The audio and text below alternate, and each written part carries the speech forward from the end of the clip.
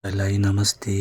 हजुरहरू कस्तो हुनुहुन्छ? सबैजना जाति कुशलै हुनुहुन्छ भन्ने आशा राखेको छु। भन्दै म पनि एकदमै ठिक छु है।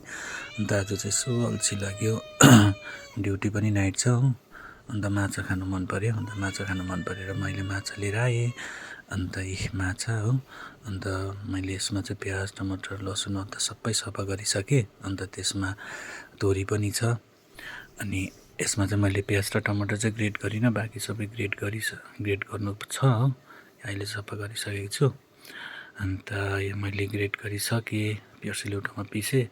अन्त जिरा धनियाँ र अनि यो तपाईँको यो माछा मसला चाहिँ मैले चाहिँ अलरेडी रेडिमेड लिएर आएँ, त्यतिकै हाल्छु है। अन्त चाहिँ मैले पकाउन सुरु गरेँ।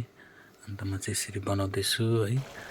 अन्त तपाईँहरू कसरी बनाउनुहुन्छ? यो माछा चाहिँ अब फ्राई गरेर नखाने खालको हुनाले गर्दा चाहिँ मैले टक्कै मसलाहरू बनाएँ।